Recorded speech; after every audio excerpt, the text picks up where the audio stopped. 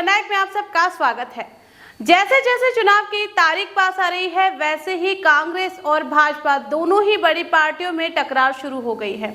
वहीं पूर्व की भांति कोटा उत्तर के पूर्व विधायक प्रहलाद गुंजल ने एक बार फिर से यूडीएच मंत्री व उनके बेटे के खिलाफ भ्रष्टाचार व मां घोटाले का गंभीर आरोप लगाया। आप लोगों को यहाँ सड़क पर पत्रकार वार्ता के लिए इसलिए बुलाना पड़ा कि ये दोनों पुलियाएं बनाने में धारीवाल जी का कोई योगदान नहीं था। एक उनके मंत्री बनने से पहले बनी, एक हमने सैंक्शन की, दूधपुरी हमने कराई। उन्होंने आकर जो रोटरी बनाई है और इधर अंडरपास के नाम पर जो यूआईटी के 40 करोड़ रुपए खर्च किए हैं, जनता हतप्रद है कि आखिर ये हुआ क्या।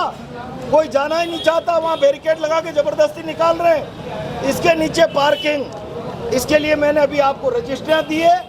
सामने की बिल्डिंग में रेरा का वायलेशन था, जिसके 2013 के पहले के लेआउट में ग्राउंड फर्स्ट अपर में दुकानें इन्हीं मंत्री जी ने सैंक्शन किया था लेआउट, और रेरा का वायलेशन करने के बाद इसे ब्लैकमेल करके 28,000 स्क्वायर फीट जमीन 1.5 बीघा से ज्यादा कॉमर्शियल अपने बेटे के नाम खरीद ली।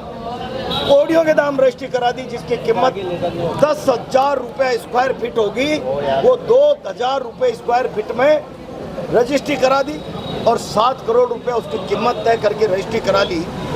और रजिस्ट्री में भी ये सरकारी आंकड़ा है। सामने चंचल विहार जो छोटी रोड है, 7,000 रुपये स्क्वायर फीट कॉमर्शियल लैंड की रजिस्ट्री कीमत है। यहाँ 10,000 होनी चाहिए, इन्हें कुनाड़ी की रेट में 1,000-2,000 रुपये स्क्वायर फीट में रजिस्ट्री करा ली। कुल मिला के पंजीयन शुल्क का भी कम से कम 2-4 करोड़ का घालमेल कर दिया। और मंत्री ने अपने बेटे की 28,000 स्क्वायर फीट जमीन की कीमत बढ़ाने के लिए यूआईटी के धन को 40 करोड़ रुपए को बर्बाद कर दिया। रोटरी बना दी, रोड नीचे उतार दिया, उधर से अंडरपास ले आए। सारे लोग कहीं से भी आओ, इस बिल्डिंग के सामने से निकलो, इस बिल्डिंग को देखो, इसकी कीमत बढ़नी चाहिए, ये महत्वपूर्ण बिल्डिंग बन जानी चाहिए। चूंकि इस बिल्डिंग की आधी से ज़्यादा कॉमर्शियल लैंड अब मेरे बेटे के नाम हो चुकी है, और मैंने उन दुकानों का लेआउट भी चेंज करके अब हॉल में बदल दिया है। यानी 8-10 साल बाद लेआउट प्लान चेंज कर दिया बेटे के लिए। मैं समझता हूं मंत्री जी, आपको बेटे का भला करने के लिए मिनिस्टर नहीं बनाया, जनता का भला करने के लिए। आप धन के ट्रस्टी हो, मालिक नहीं हो। आपने 40 करोड़ रुपए के पलीता लगा दिया है। जनता को हिसाब दीजिए, हमारा राज आएगा, जांच करेंगे, पंजीयन शुल्क वसूलेंगे, राजस्व की जो सरकार को हानि हुई है इसकी भी हम जांच करेंगे। और मंत्री पर मैं आरोप लगा रहा हूं, बेटे को 28,000 स्क्वायर फीट कॉमर्शियल जमीन यहाँ जो गलत तरीके से खरीदवा दी, ये पैसा कहाँ से आया, और उसकी कीमत बढ़ाने के लिए यूआईटी का 40 करोड़ रुपया बर्बाद कर दिया। बिल्डर को तो रेरा में उलझा दिया। तभी बिल्डर ने दुकान वालों के हाथ जोड़े, मंत्री मुझे मार रहा है, आपकी के पैसे वापिस ले लो, मुझे मंत्री को जमीन देनी पड़ेगी।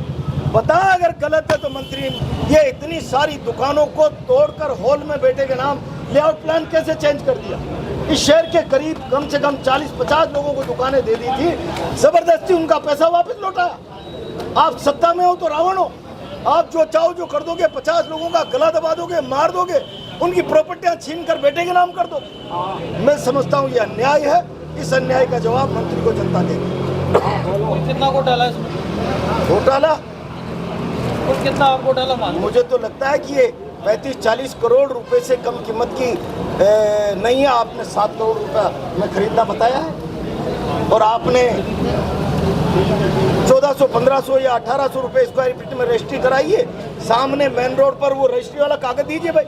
रेटे हैं 7,000 स्क्वायर फीट चंचल विहार में कॉमर्शियल डीएलसी, तो आपकी तो 10,000 होनी चाहिए। यानी आपने 5 गुना रॉयल्टी चोरी की है, राजस्व कर की चोरी की। जो रजिस्ट्री का पैसा लगना चाहिए ना, 1/4 में आपने ये कराया।